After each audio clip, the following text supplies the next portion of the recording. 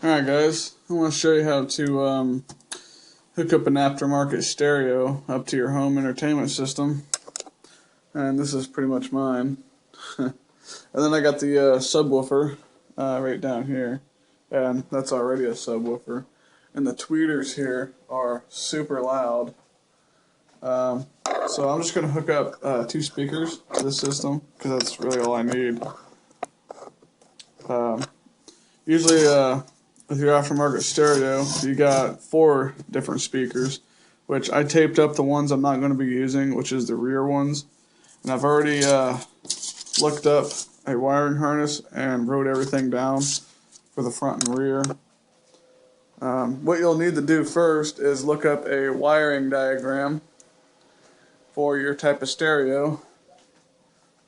9 times out of 10, your model number for your stereo will be right up front. This one's a Sony, and it's a CDX GT200.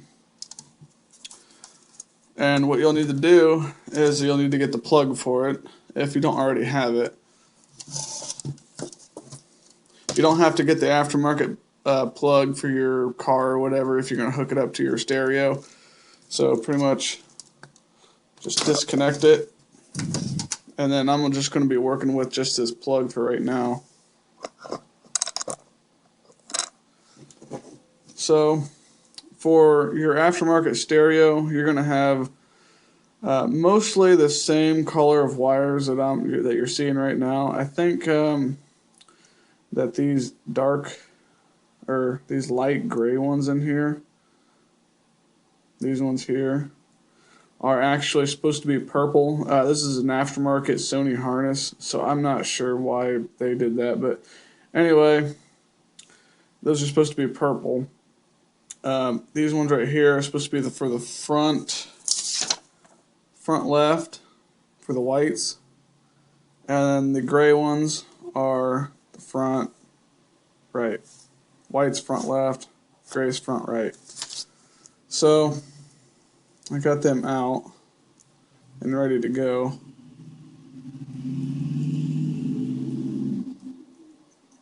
So all we gotta do is hook up power to it. And you're gonna say, well, how do I hook up power to this aftermarket stereo?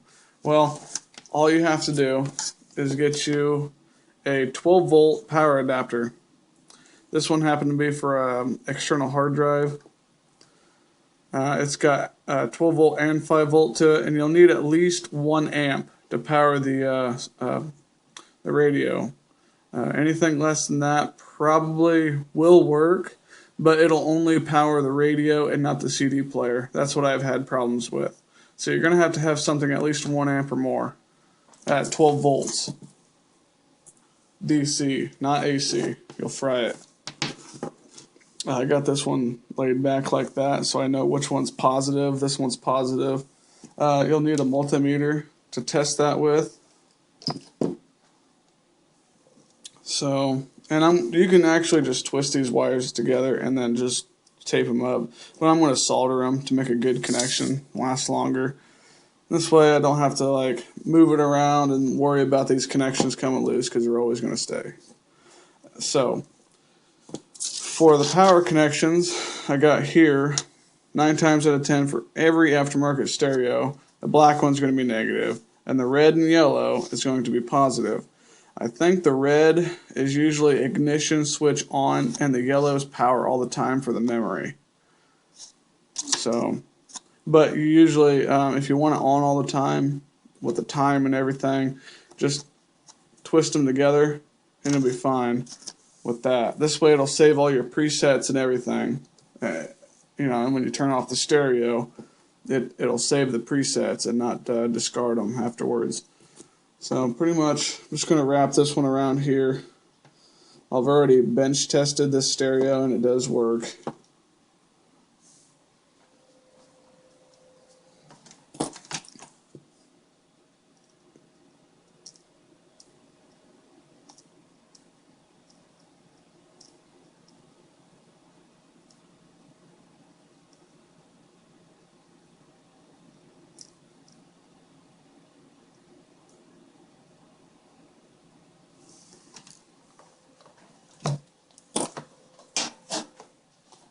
And then you also need some electrical tape, if I didn't already mention.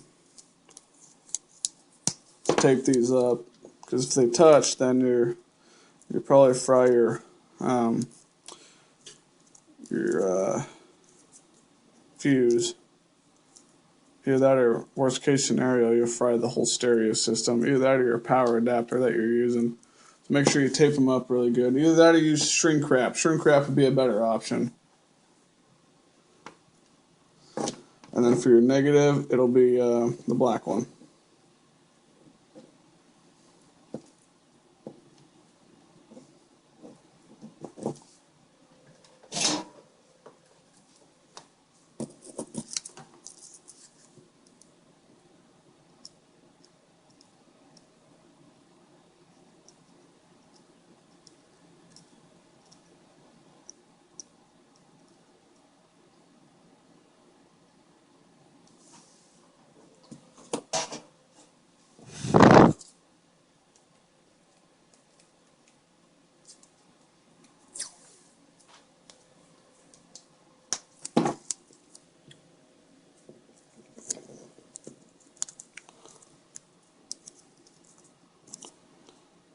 And what I always like doing is, like, for the negative and positive, I just kind of leave a little bit there and then tape them around each other. This way they kind of stay together, and then you'll know that's your power wires later on if you ever have to do anything to it. And these blue ones here, I do believe is for your antenna and amp power out. I think your orange one's amp, I'm not sure. I'd have to look it up again, but yeah, just make sure you know which ones are which for your particular stereo. So right now, I'm just going to bench test this power adapter because I never tested it before. I'm just going to plug it in. Well, I'm going to try to get these wires here up out of the way so they don't touch each other. Something like that.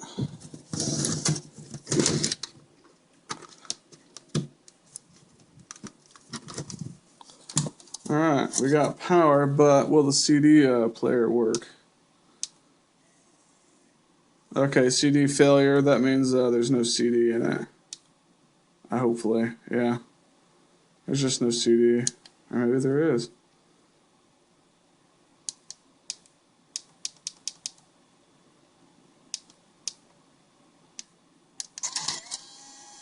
Okay, there is CD in it.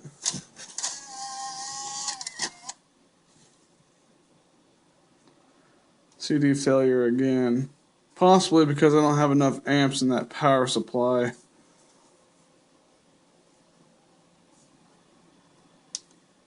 Auxiliary will work and your tuner will work. CD player. Okay, yeah, the CD player does work. Alright, let's see if we can track 2, track 3. Alright, yeah, it does work. This when it first turns on, I had an error for some reason. Not sure why. Seems like it's working now. Okay, we'll test it later. Go ahead and turn it off, and then unplug it.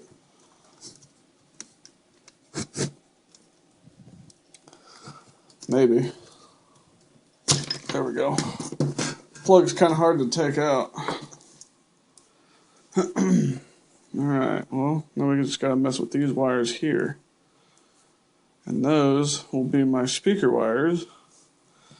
See, the white ones are the front left, and I want the front left to be this main sub and speaker assembly here. All 52 watts that this thing puts out. 52 watts times 4. And this other receiver I've had, this little really old amplifier receiver, surround sound system, only outputs like 15 watts. And actually 15 watts powers this setup really good. It just about blows them speakers out. I mean, those speakers are pretty old too, but you can't turn it up full blast because you'll blow out your eardrums. That's how loud it is. I was really surprised with only 15 watts, but this 52-watt sound system is really going to pump them speakers pretty good. It's going to sound really good. So this big wire right here goes to those speakers, and I'm pretty sure I set it up with the gray one being negative. That's what I always do to my speakers, and the negative is the white with the black stripe. So go ahead and twist them together. Twist these together. And then we'll, oh crap. Guess we'll do just one at a time.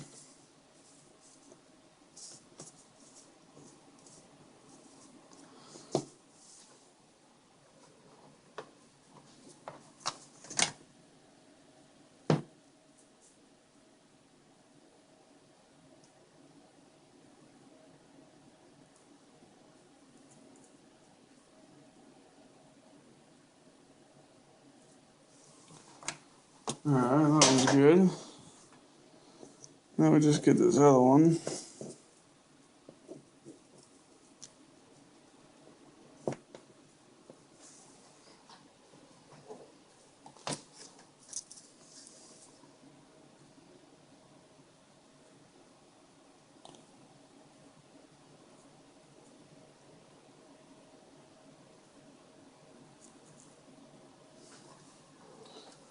Alright. Now we just tape them two up and then do the next ones. Now, if you got a surround sound system you want to hook up to and you got 4 speakers to hook up, go for it, because it'll sound so much better.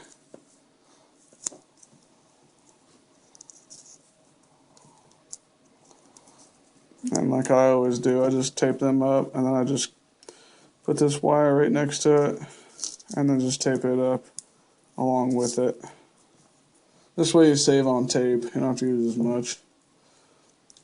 And, you know, they're all together. They're not going to go nowhere. For these gray ones, we need, okay, gray is just positive and the gray with the stripes negative. And I got these little ones here for the sub. Probably should be bigger than that, but oh well. And the one with the white stripe here, you can barely see it, that's negative. That's what I usually set it up as anyway.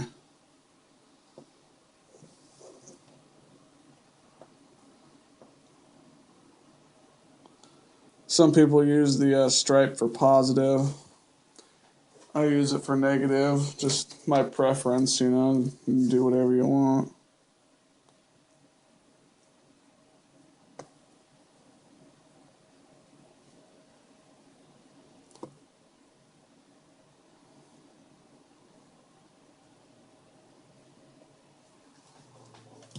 And then just those two.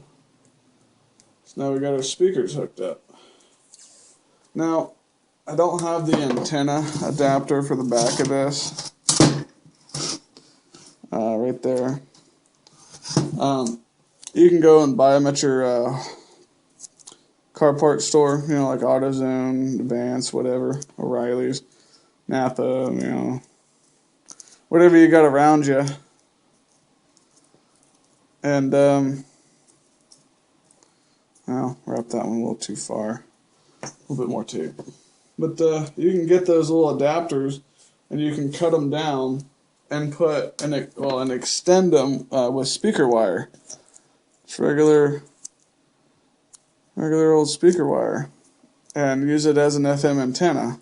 Just, you know, kind of put it up somewhere high in your house, like your ceiling or something, or just mount it to the wall about 3 or 4 feet up. It don't have to be very high. You can conceal it and stuff.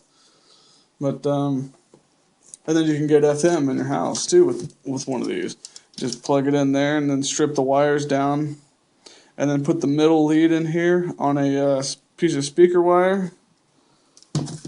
You know, just some of that little stuff. I mean, it doesn't matter. I just don't have it right now.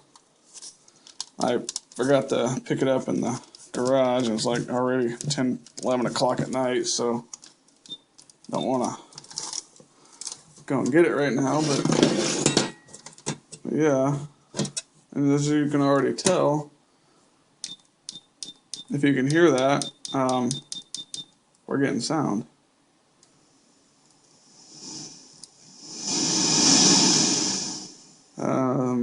Let's see if we can pick up one of the radio stations here real quick.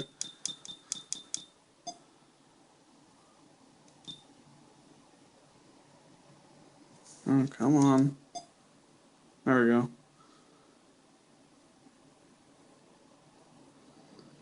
Well, the closest one is 102.3 over in this area.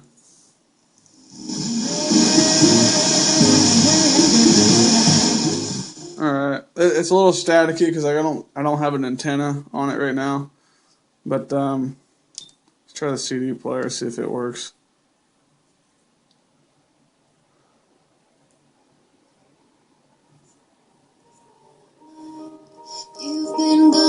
Oh yeah, sounds pretty dang good. And you can actually turn the bass up.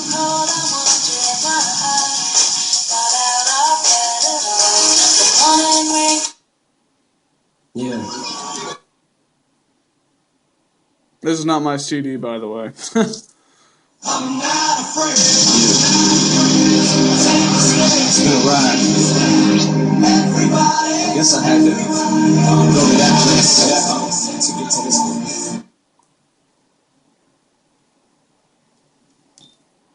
Just gonna stand there and watch me burn.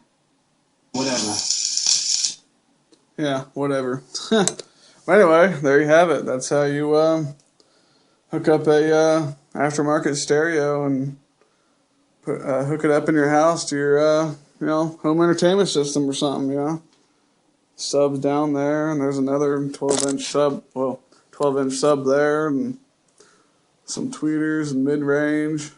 This is actually a speaker too, believe it or not. It's a high-range tweeter or something. It's a pretty old stereo setup. They used to have a second one of these, but it got destroyed, so I didn't get to get it. But yeah, pretty sweet. And then to turn it off, you just hit the off button, and all you just have the time there. It's in low power mode. So pretty sweet. That's how you do it.